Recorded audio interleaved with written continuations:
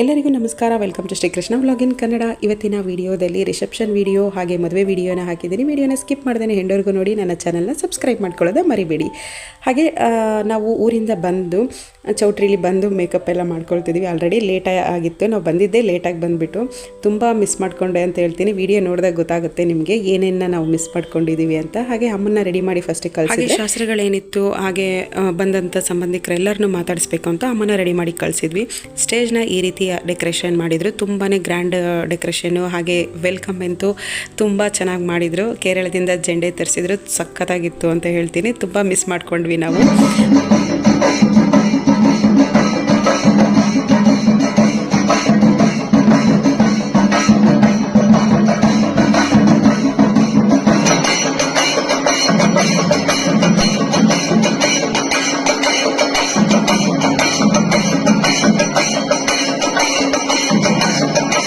ಹಾಗೆ ನಾವು ಊರಿಂದ ಹೊರಟು ಬಂದಿದ್ದೆ ಸ್ವಲ್ಪ ಲೇಟ್ ಆಯಿತು. ಹಾಗಾಗಿ ಈ ಕೇರಳ ಜೆಂಡೆ ಇದರಲ್ಲಿ ಸೌಂಡಲ್ಲಿ ಕುಣಿಯೋದನ್ನು ಮಿಸ್ ಮಾಡಿಕೊಂಡು ನಾವು ಬಂದ ತಕ್ಷಣವೇ ಮೇಕಪ್ ಮಾಡ್ಕೊಳ್ಳೋಣ ಅಂತ ಹೋಗ್ಬಿಟ್ವಿ. ತುಂಬ ಲೇಟ್ ಆಗಿತ್ತು, ಒಂದು 7:30 ಆಗಿತ್ತು ಅಂತ ಅನ್ಕೋತೀನಿ ನಾವು ಬಂದಿದ್ದು. ಹಾಗೆ ನಾವು ಮೇಕಪ್ ಎಲ್ಲ ಮುಗಿಸ್ಕೊಂಡು ಬರೋಷ್ಟರಲ್ಲಿ ಅದೆಲ್ಲ ಮುಗ್ದೋಗಿತ್ತು. ಆ ಫಂಕ್ಷನ್ ಎಲ್ಲ, ವೆಲ್ಕಮ್ ಫಂಕ್ಷನ್ ಎಲ್ಲ ಮುಗ್ದೋಗ್ಬಿಟ್ಟಿತ್ತು. ಲಾಸ್ಟಲ್ಲಿ ಫಂಕ್ಷನ್ ಎಲ್ಲ ಚೆನ್ನಾಗಿ ನಡೀತು. ನಾವು ಲಾಸ್ಟಲ್ಲಿ ಬಂದು ಊಟಕ್ಕೆ ಕೂತ್ಕೊಂಡಿದ್ದೀವಿ. ಎಲ್ಲರದು ಊಟ ಆದಮೇಲೆ ನಾವು ಲಾಸ್ಟಲ್ಲಿ ಬಂದು ಊಟಕ್ಕೆ ಕೂತ್ಕೊಂಡಿದ್ದೀವಿ. ಇನ್ನೊಂದು ಡಿಸಪಾಯಿಂಟ್ ಆಗಿರೋವಂಥ ವಿಷಯ ಏನಪ್ಪ ಅಂತಂದರೆ, ನನ್ನ ಫೋನು ಚೌಟ್ರಿಗೆ ಹೋದ ತಕ್ಷಣ ಸ್ವಿಚ್ ಆಫ್ ಆಗೋಗ್ಬಿಡ್ತು. ವೀಡಿಯೋನೇ ಮಾಡೋಕ್ಕಾಗಲಿಲ್ಲ. ಮದುವೆ ವೀಡಿಯೋ ಬಂದಾಗ, ಮದುವೆ ವೀಡಿಯೋ ಕ್ಯಾಸೆಟ್ ಏನಾದ್ರು ಕೊಡ್ತಾರಲ್ಲ ಅವಾಗ ಮತ್ತೆ ಏನಾದರೂ ಹಾಕೋ ಪ್ರಯತ್ನ ಮಾಡ್ತೀನಿ. ತುಂಬಾ ಗ್ರ್ಯಾಂಡ್ ಫಂಕ್ಷನ್, ತುಂಬ ಚೆನ್ನಾಗಿ ಮಾಡಿಕೊಟ್ರು. ರಿಸೆಪ್ಷನ್ನು ತುಂಬ ಚೆನ್ನಾಗಿತ್ತು. ನಾನು ಒಂದೊಂದು ಕ್ಯಾಪ್ಚರ್ ಮಾಡಬೇಕು ಆದಷ್ಟು ಅಂತ ಅಂದ್ಕೊಂಡಿದ್ದೆ. ಬಟ್ ಯಾವುದನ್ನು ಸರಿಯಾಗಿ ಚೌಟ್ರಿಗೆ ಹೋದ್ಮೇಲೆ ಕ್ಯಾಪ್ಚರ್ ಮಾಡೋಕ್ಕಾಗಲಿಲ್ಲ. ತಿರ್ಗಾ ಒನ್ ಡೇ ಆ ನೈಟ್ ಫುಲ್ಲು ನಾನು ಚಾರ್ಜ್ನ ಹಾಕಿ ಆಮೇಲೆ ಬೆಳಗ್ಗೆ ಏನೇನು ಶಾಸ್ತ್ರ ಇತ್ತು ಅದನ್ನೆಲ್ಲ ನಾನು ವಿಡಿಯೋ ಮಾಡಿದ್ದೀನಿ. ಹಾಗೆ ನಾವು ಈ ರೀತಿ ಮೇಕಪ್ ಆಗಿದ್ವಿ. ತುಂಬಾ ಚೆನ್ನಾಗಿ ಮೇಕಪ್ ಮಾಡಿಕೊಟ್ಟಿದ್ರು. ಸೊ ಇವರು ಬ್ಯೂಟಿಷಿಯನ್ ಹಾಸನ್ ಅವರೇ, ಶ್ವೇತಾ ಅಂತ. ನಂಬರು ಹಾಗೆ ಅಡ್ರೆಸ್ ಏನಾದರೂ ಬೇಕಿದ್ರೆ ಕಮೆಂಟಲ್ಲಿ ತಿಳಿಸಿ. ನಾನು ನೆಕ್ಸ್ಟ್ ವಿಡಿಯೋದಲ್ಲಿ ನಾನು ಅಡ್ರೆಸ್ ಮತ್ತು ಕಾಂಟ್ಯಾಕ್ಟ್ ನಂಬರ್ನ ಕೊಡ್ತೀನಿ. ಹಾಗೆ ನಾವು ಊಟ ಎಲ್ಲ ಮುಗಿಸ್ಕೊಂಡು ಬರೋಷ್ಟರಲ್ಲಿ ಫುಲ್ ಚೌಟ್ರಿನೇ ಖಾಲಿ. ಎಲ್ಲರೂ ನೆಂಟರು ಹೋಗ್ಬಿಟ್ಟಿದ್ರು. ನಾವು ತುಂಬ ಒಂದು 12:30 ಏನೋ ಆಗಿತ್ತು ಅಂತ ಅನ್ಕೋತೀನಿ. ತುಂಬ ಲೇಟಾಗಿ ಹೋಗಿ. ಹಾಗೆ ಇದು ನೆಕ್ಸ್ಟ್ ಡೇ ಫುಲ್ ಖುಷಿಯಾದಂಥ ದಿನ. ಅವತ್ತಿನ ದಿನ ಮದುವೆ ದಿನ. ನಾವಂತೂ ನೈಟ್ ಫುಲ್ ನಿದ್ರೆನೇ ಮಾಡಲಿಲ್ಲ. ನಾವು ಹೇಳಬೇಕು ಅಂತ ಅಂದರೆ 4 ಗಂಟೆಗೆ ಬೇಗ ಎದ್ದು 5:15ಗೆ ಬ್ಯೂಟಿಷಿಯನ್ ಬಂದರು. ಫುಲ್ ಆಗಲೇ ಬೆಳಗ್ಗೆನೇ ಬೇಗ ರೆಡಿಯಾಗಿ ಹೋಗ್ಬಿಟ್ಟು ಎಲ್ಲ ಮೇಕಪ್ ಎಲ್ಲ 1 by 1 ಎಲ್ಲರೂ ಕೂಡ ಮಾಡಿಸ್ಕೊಂಡು ರೆಡಿ ಆದಮೇಲೆ ಲಾಸ್ಟಲ್ಲಿ ನಮ್ಮಮ್ಮನ ರೆಡಿ ಮಾಡಿದ್ದು. ಯಾಕಂದರೆ ನಮ್ಮಮ್ಮ ಟಯರ್ಡ್ ಆಗಿದೆ, ನಾನು ಮಲಗ್ತೀನಿ, ಬೇಗ ಎದ್ದಾಳಿಸ್ಬೇಡಿ ನನ್ನನ್ನು ಅಂತ ಹೇಳಿ ಮಲಗಿದ್ರು. ಆದರೂ ಲೇಟಾಗಿದ್ರೂ ಚೆನ್ನಾಗಿ ಕಾಣಿಸ್ತಿದ್ರು. ಸಿಂಪಲ್ಲಾಗಿ ನಾವು ಮೇಕಪ್ ಮಾಡಿಸಿದ್ವಿ. ತುಂಬ ಹೆವಿಯಾಗಿ ಬೇಡ ಅಂತ ವಿಚಾರನ ಹೇಳ್ಬೇಕಾಗಿತ್ತು, ಮರ್ತುಬಿಟ್ಟೆ. ನೈಟ್ ರಿಸೆಪ್ಷನ್ನಲ್ಲಿ ನಾವು ಡ್ರೆಸ್ನ ಲ್ಯಾವೆಂಡರ್ ಕಲರಲ್ಲಿ ಹಾಕಿದ್ವಿ. ಅದರಲ್ಲಿ ನನ್ನ ಸ್ಯಾರಿ ಕಲರ್ ಮಾತ್ರ ಡಾರ್ಕ್ ಕಲರಲ್ಲಿತ್ತು. ನಾನು ಫುಲ್ಲು ಪರ್ಪಲ್ ಕಲರ್ ಡಾರ್ಕಲ್ಲಿ ಹಾಕಿದ್ದೆ. ಸೊ ನನ್ನ ಮಗಳಾಗಿರ್ಬೋದು, ತಂಗಿ ಮತ್ತು ತಂಗಿ ಮಗ, ತಂಗಿ ಮಕ್ಕಳು ಎಲ್ಲರೂ ಅವರು ಫುಲ್ಲು ಲ್ಯಾವೆಂಡರ್ ಕಲರಲ್ಲಿ ಡ್ರೆಸ್ ಹಾಕಿದ್ರು. ತುಂಬ ಚೆನ್ನಾಗಿ ಕಾಣಿಸ್ತಿತ್ತು. ಬಟ್ ನನಗೆ ಆ ವಿಡಿಯೋ ಮಾಡ್ಕೊಳಕ್ಕಾಗದಿರೋದೇ ಒಂದು ತುಂಬ ಬೇಜಾರಾಗೋಗ್ಬಿಡ್ತಕ್ಕೆ. ನಾವೆಲ್ಲರೂ ಗೋಲ್ಡ್ ಕಲರಲ್ಲಿ ಡ್ರೆಸ್ನ ಹಾಕಿದ್ದೀವಿ. ಸೊ ಗೋಲ್ಡ್ ಕಲರಲ್ಲಿ ಸೀರೆ ಮತ್ತು ನಮ್ಮ ಫ್ಯಾಮಿಲಿಗೆ ಅಂದರೆ ಹಸ್ಬೆಂಡ್, ಮಕ್ಕಳು, ವೈಫ್, ಈ ರೀತಿ ಒಂದೊಂದು ಫ್ಯಾಮಿಲಿ ಗ್ರೂಪ್ಗೆ ಗೋಲ್ಡ್ ಕಲರ್ ಪಂಚೆ, ಶರ್ಟು, ಶಲ್ಯ, ಗೋಲ್ಡ್ ಕಲರ್ ಸ್ಯಾರಿ, ಮಕ್ಕಳಿಗೂ ಅಷ್ಟೇ ಅದೇ ಥರನೇ ಚೂಸ್ ಮಾಡಿ ಹಾಕಿದ್ವಿ. ನಮ್ಮಮ್ಮ ಮಾತ್ರ ಸೀರೆನ ಚೇಂಜ್ ಮಾಡ್ಕೊಂಡಿದ್ದಾರೆ. ಸೀರೆದೊಂದು ಕತೆ ಆಯಿತು, ಹಾಗಾಗಿ ಚೇಂಜ್ ಮಾಡ್ಕೊಂಡಿದ್ದಾರೆ. ಬ್ಲೌಸು ಅದಲು ಬದಲಾಗೋಗಿತ್ತು ಹೊಲಿಯಕ್ಕೆ ಕೊಟ್ಟಿದ್ದಾಗ. ಹಾಗಾಗಿ ಆ ಸೀರೆನ ಹಾಕೊಳ್ಳೋಕ್ಕಾಗಲಿಲ್ಲ ಅಮ್ಮಂಗೆ. ಅದನ್ನು ಬೀಗ್ರ ಔತಣ ಇದೆಯಲ್ಲ ಅವಾಗ ಹಾಕಿದ್ರಾಗುತ್ತೆ ಅಂತ ಹೇಳಿ ಇದು ಹೆಣ್ಣಿನ ಮನೇಲಿ ಕೊಡಿಸಿರೋ ಸೀರೆ ಅಮ್ಮ ಹಾಕಿರೋ. ಹಾಗೆ ಮೇಯ್ನ್ ಕಾರಣ ಲೇಟಾಗಿದ್ದು ಏನಕ್ಕೆ ಗೊತ್ತಾ, ನಾವಿರೋದು ಹಾಸನಲ್ಲಿ, ಹಾಗೆ ಮದುವೆ ನಡೀತಿರೋದು ಚಂದ್ರಪಟ್ಟಣದಲ್ಲಿ. ನಾವು ಎಲ್ಲನೂ ಪ್ರಿಪೇರ್ ಮಾಡಿಕೊಂಡು ಒಂದೇ ದಿನದಲ್ಲಿ ಅಷ್ಟೆಲ್ಲ ಶಾಸ್ತ್ರ ಮುಗಿಸ್ಕೊಂಡು ಬಂದದ್ದು ಸ್ವಲ್ಪ ಲೇಟಾಗಿ ಹೋಗ್ಬಿಡ್ತು. ಅದರಲ್ಲಿ ಜೋರು ಮಳೆ ಬೇರೆ ಹಾಸನ ಸೈಡು. ಹಾಗಾಗಿ ಏನು ಕೆಲಸನೂ ಅಂದ್ಕೊಂಡಂಗೆ ಸರಿಯಾಗಿ ನಡೀತಾ ಇರಲಿಲ್ಲ. ನಾವು ಬಂಗಾರ ಕುಕ್ಕೆ ಎಲ್ಲನೂ ನೈಟೇ ತಂದು ಕಾರಲ್ಲಿ ಇಟ್ಕೊಂಡಿದ್ದು. ಇವಾಗ ಮದುವೆ ಗಂಡನ್ನ ಹೊರಡಿಸ್ಕೊಂಡು ಚೌಟ್ರಿಗೆ ಬರೋ ರೀತಿಲಿ ಬರಬೇಕು. ಹಾಗಾಗಿ ಅಲ್ಲಿ ಒಂದು ಪುಟ್ಟದಾಗಿ ಗಣಪತಿ ದೇವಸ್ಥಾನ ಇದೆ. ಸೊ ಅಲ್ಲಿ ಪೂಜೆ ಎಲ್ಲ ಮಾಡಿಕೊಂಡು ಗಂಡು ಬಂದಿದ್ದಾಗ ಅವರು ಕರಿಬೇಕಲ್ವ, ಹೆಣ್ಣಿನ ಕಡೆಯವರು ಬಂದು ಆ ಶಾಸ್ತ್ರನ ಮಾಡ್ತಾಯಿದ್ರು. ಸೊ ನಾವು ಈ ರೀತಿ ಮೇಕಪ್ ಮಾಡ್ಕೊಂಡಿದ್ವಿ ಬೆಳಗ್ಗೆ.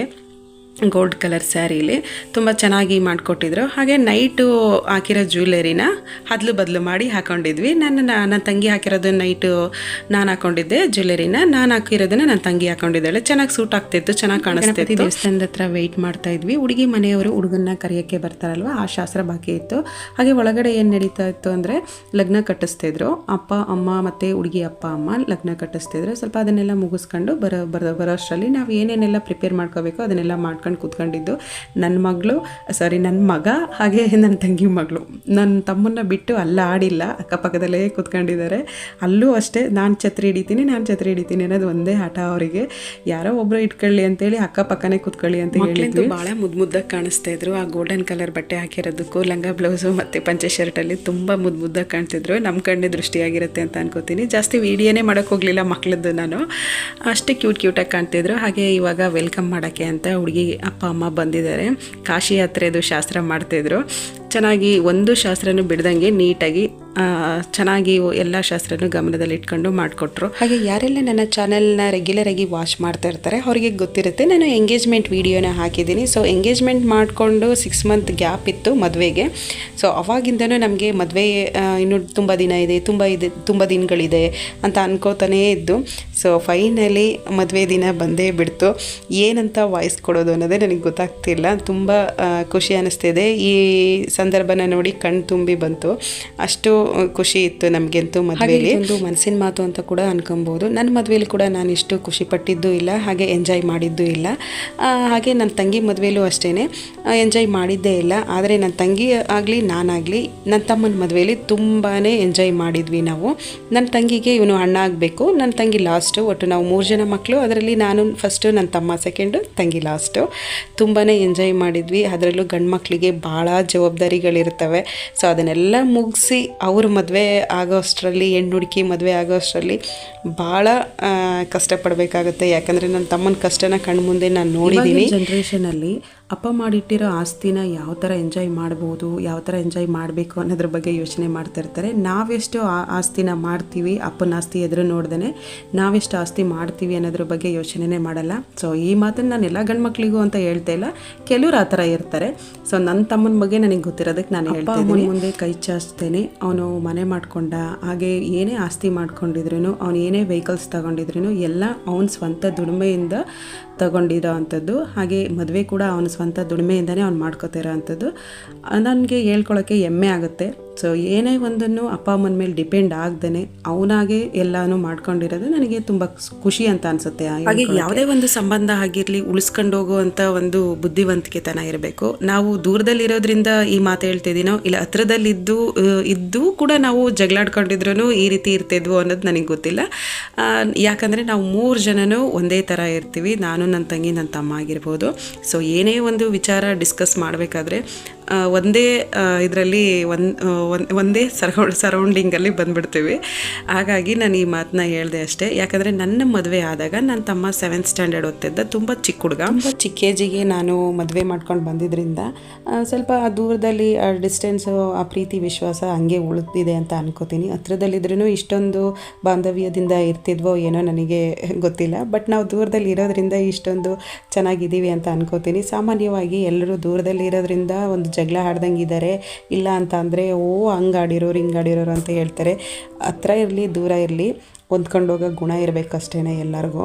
ಆವಾಗಲೇ ಏನೇ ಒಂದು ತಪ್ಪಾದ್ರೂ ಒಬ್ಬರು ಬಿಟ್ಕೊಟ್ಟು ನಡೆದ್ರೇ ಅಲ್ಲಿ ಜಗಳ ಅನ್ನೋ ವಾತಾವರಣನೇ ಬರಲ್ಲ. ಸೊ ಸಿಬ್ಲಿಂಗ್ಸ್ ಜಗಳ ಆಡ್ತಾರೆ ಅಂದರೆ ತಪ್ಪಿಲ್ಲ ಬಿಡಿ. ಅದು ಯಾಕಂತಂದರೆ ಅಷ್ಟು ಕೂಡ ಆಡ್ದಂಗೆ ಹೆಂಗಿರೋಕ್ಕಾಗತ್ತೆ. ಸ್ವಲ್ಪ ಆಗಾಗ ಕಾಲು ಎಳಿತಾ ಇರಬೇಕು, ಸ್ವಲ್ಪ ತರಲೆ ಮಾಡ್ತಾ ಇರಬೇಕು. ಆವಾಗಲೇ ಒಂಥರ ಸಿಬ್ಲಿಂಗ್ಸ್ ನಡುವೆ ಖುಷಿ ಅಂತ. ಈ ಶಾಸ್ತ್ರ ತಾಳಿ ಕಟ್ಟೋಕ್ಕಿಂತ ಮುಂಚೆ ಒಂದು 5 ಜನದ ಕೈಲಿ ಕೈ ನೀರನ್ನ ಬಿಡಿಸ್ತಾರೆ, ಆಮೇಲೆ ತಾಳಿ ಕಟ್ತಾರೆ. ನಾನು ಕೈ ನೀರು ಬಿಟ್ಬಿಟ್ಟು ಅಕ್ಷತೆ ಹುಡುಕ್ತಿದ್ದೆ.